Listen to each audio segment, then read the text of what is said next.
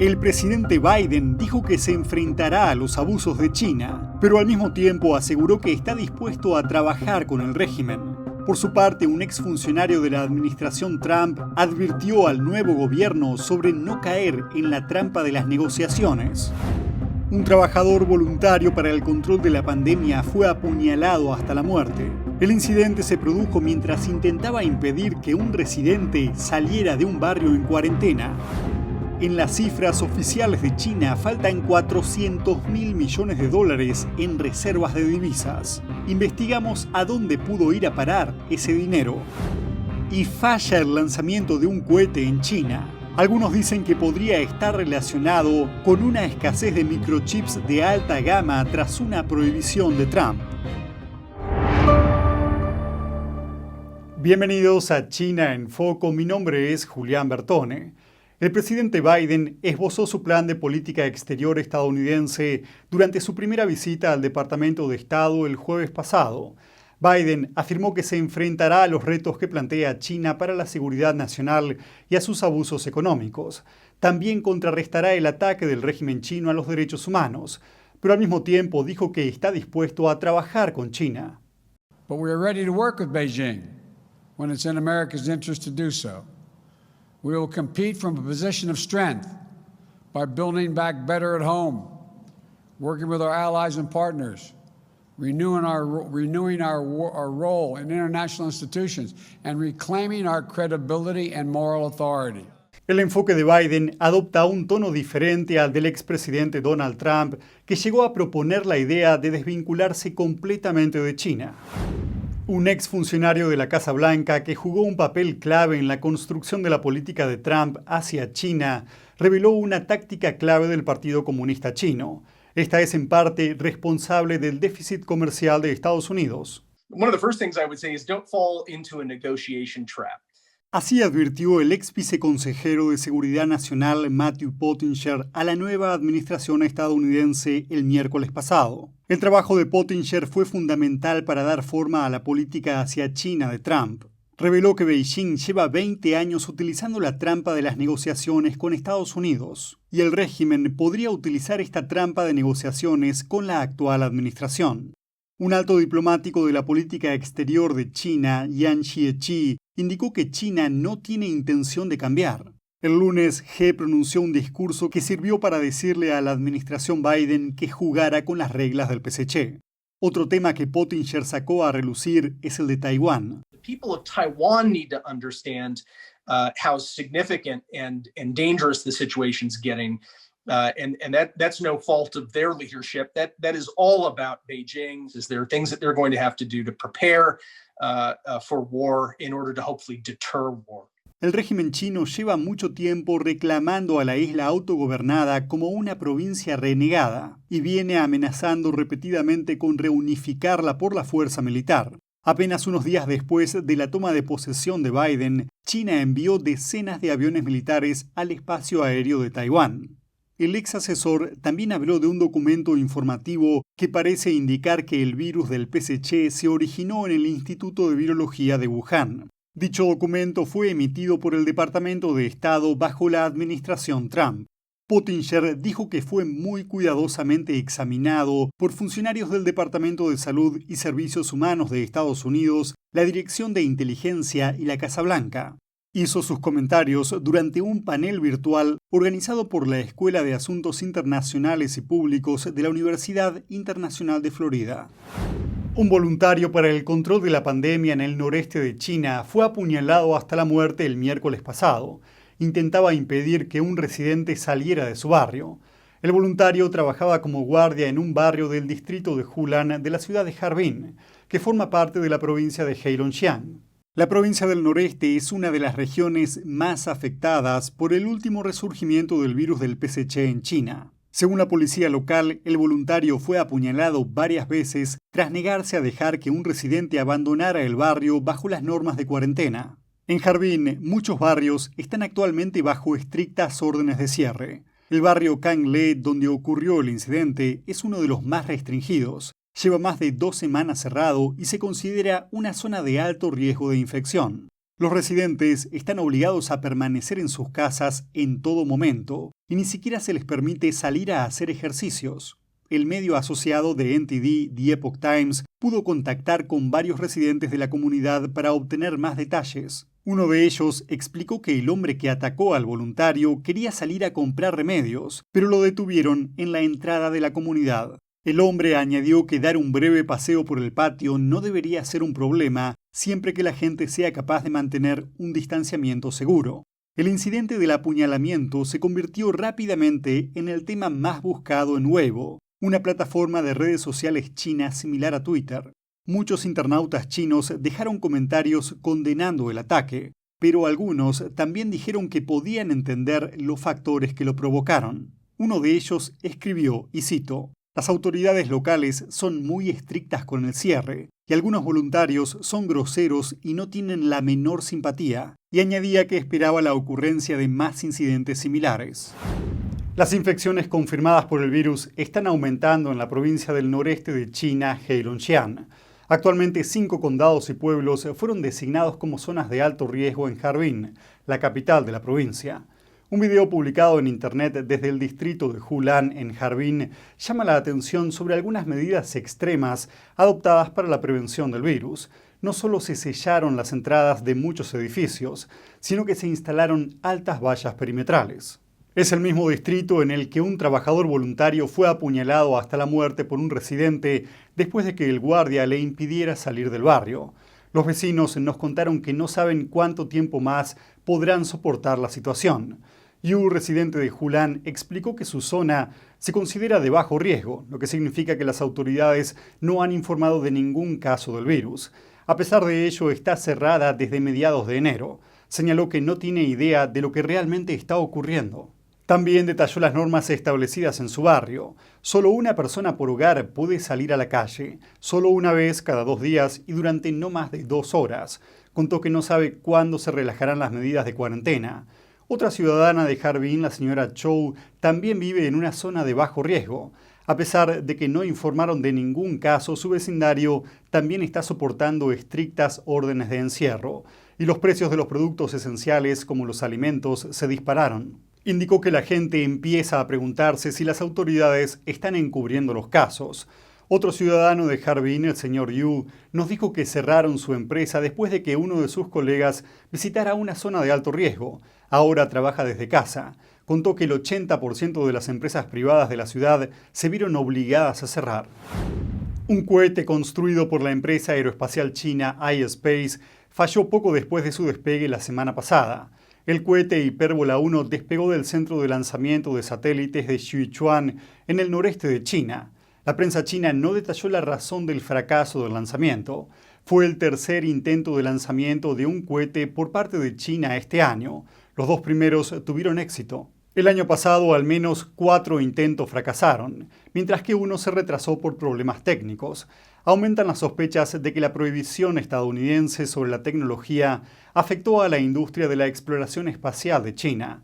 La prohibición estadounidense bloquea la exportación a China de microchips fabricados por o con tecnología de Estados Unidos. La escasez de chips de alta gama podría estar causando problemas a las aspiraciones espaciales de China. Por su parte, Beijing no hizo comentarios sobre lo sucedido. Pero antes de la prohibición, los fallos en los lanzamientos raramente ocurrían en el país. En las cifras oficiales del régimen chino, faltan $400.000 millones en la reserva de divisas. El régimen chino está presumiendo la cifra récord del superávit comercial de China del año pasado. Esto a pesar del efecto de la pandemia en el comercio mundial.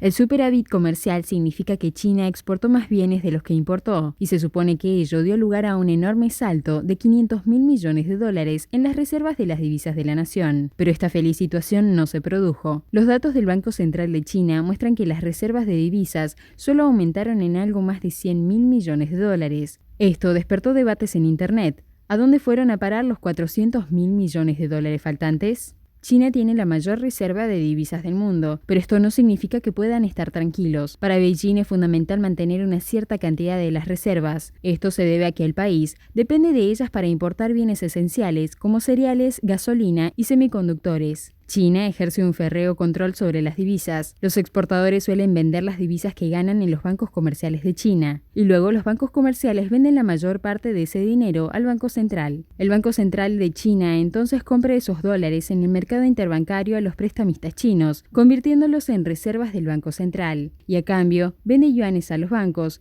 que a su vez los venden a sus clientes. Las divisas en el Banco Central, junto con la pequeña cantidad que mantienen los bancos comerciales, constituyen el total de las reservas de divisas de China. Periodistas chinos afirman que la posible razón por la que la cifra no cuadra puede deberse a que algunos excedentes de mercancías en aduanas aún no se remitieron a China, y a que parte del dinero puede ser absorbido por los bancos comerciales para inversiones en el extranjero. Pero aún así, una enorme cantidad desapareció sin explicación. Según la balanza de pagos de China, en los 3 primeros trimestres del 2020, más de 100.000 millones de dólares de los ingresos del país se contabilizaron como errores y omisiones. Las cifras económicas de China son notoriamente inexactas. Incluso el propio régimen admite abiertamente que falsifica las estadísticas, aunque normalmente culpa a los gobiernos locales. Un centro de estudios estadounidense estimó anteriormente que el PSC exagera su PBI en unos 2 puntos porcentuales cada año. Y en un reciente informe de la Reserva Federal de Nueva York, los datos comunicados por China suelen ser increíblemente suaves a lo largo del tiempo y en comparación con las estadísticas auténticas. Por eso, cuando la prensa y los analistas occidentales citan los datos oficiales, los expertos afirman que las inexactitudes pueden tener amplias implicaciones para los inversores y las empresas que hacen negocios en China.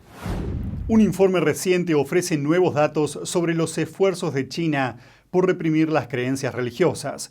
Proviene del sitio web estadounidense Minhui.org, que hace un seguimiento a la persecución de la práctica espiritual Falun Gong en China.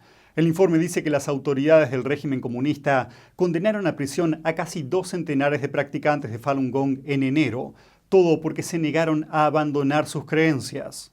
Entre los condenados, la mayor pena recibida es de más de 10 años de prisión. El informe también incluye casos de finales del año pasado, debido a la dificultad de obtener información fuera de China. Falun Gong, también conocido como Falun Dafa, es una práctica espiritual basada en los principios de verdad, benevolencia y tolerancia. También incluye un conjunto de ejercicios de relajación y meditación.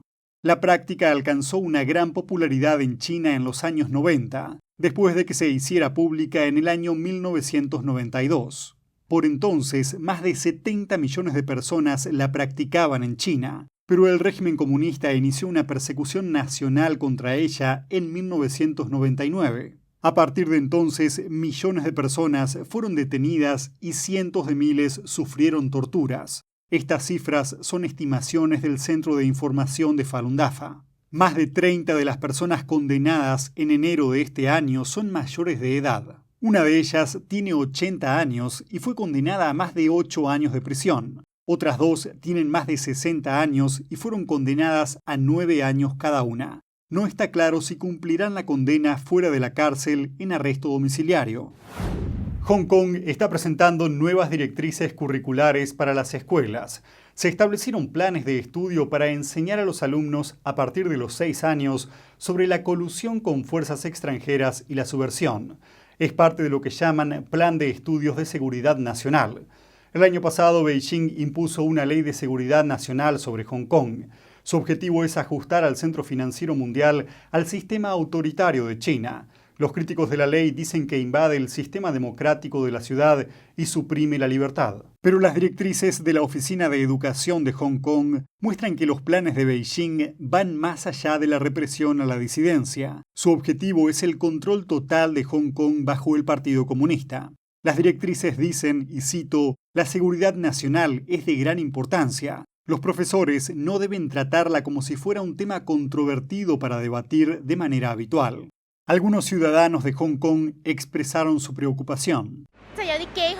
Me preocupa un poco la capacidad de pensamiento independiente que tendrán los alumnos de primaria en el futuro.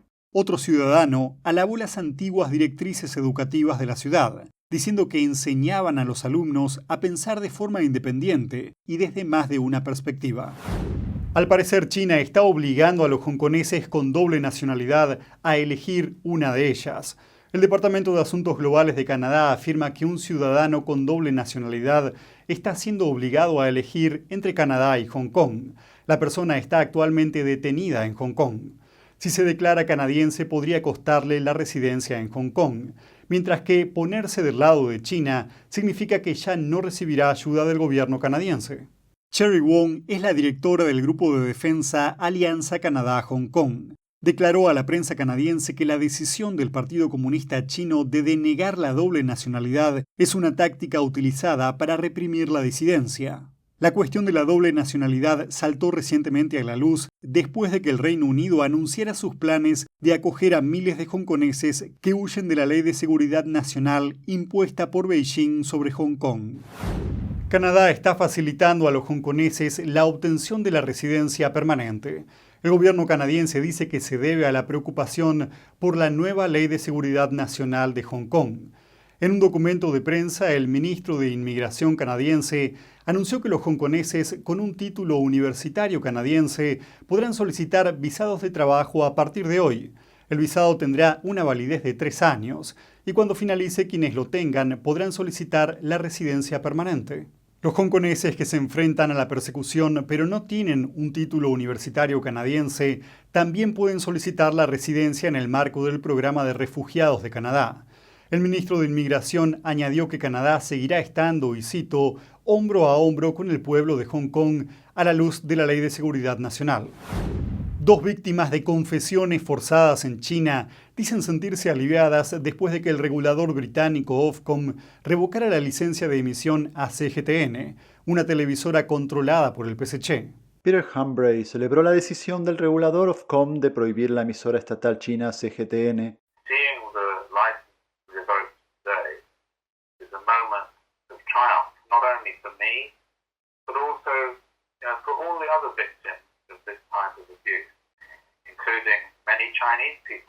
CGTN emitió una confesión forzada de Humphrey que fue filmada durante su encarcelamiento de 2 años en China.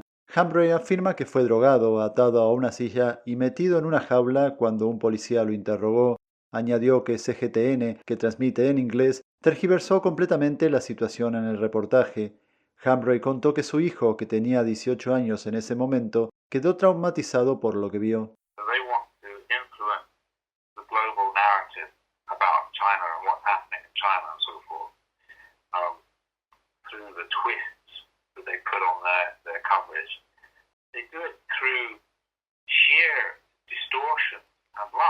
Ofcom argumentó que, dado que CGTN está totalmente controlada por el PSC, no puede emitir en el país, ya que la ley de radiodifusión del Reino Unido no permite que entidades políticas sean titulares de licencias.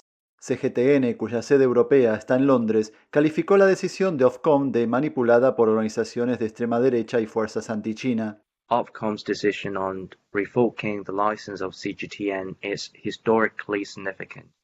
It is clear that the mouthpiece of CCP totalitarian regime will no longer have a foothold in the UK.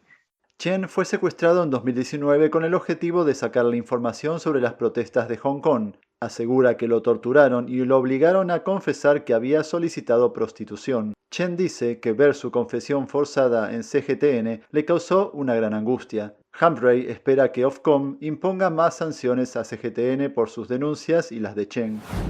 La BBC está siendo objeto de nuevas críticas por parte de las autoridades chinas. Ocurre después de que el regulador británico de los medios de comunicación revocó la licencia de emisión del medio estatal chino CGTN. El régimen chino acusó a la emisora británica de promover lo que denominó noticias falsas en su cobertura de la pandemia. Esto incluye informes que describen el encubrimiento realizado por el régimen, los incidentes violentos que se produjeron debido a las medidas de cuarentena extremas y los orígenes del virus. Beijing dice que la BBC politizó la pandemia y exigió una disculpa. La BBC, por su parte, mantiene que su información es justa e imparcial. Informes del periódico británico The Telegraph dicen que 3 espías chinos que se hacían pasar por periodistas fueron expulsados de Gran Bretaña. Todo ocurrió el año pasado. Una fuente gubernamental de alto nivel del Reino Unido dijo al periódico que cada uno de los espías afirmaba trabajar para 3 agencias de prensa diferentes. Todos ellos arribaron al Reino Unido en los últimos 12 meses. Según The Telegraph, sus verdaderas identidades fueron descubiertas por el MI5, la agencia de contrainteligencia nacional. Desde entonces se vieron obligados a regresar a China. Y eso es todo por hoy. Pero antes de despedirnos, los invitamos a todos a suscribirse a nuestro canal de Rumble y también a nuestra lista de correo para mantenerlos informados, y en especial para el caso de que tengamos que cambiar de plataforma. Ambos enlaces figuran en la descripción de este video, junto con otras direcciones que esperamos sean de su interés. Gracias por su apoyo y por acompañarnos en China en Foco de NTD. Nos vemos mañana.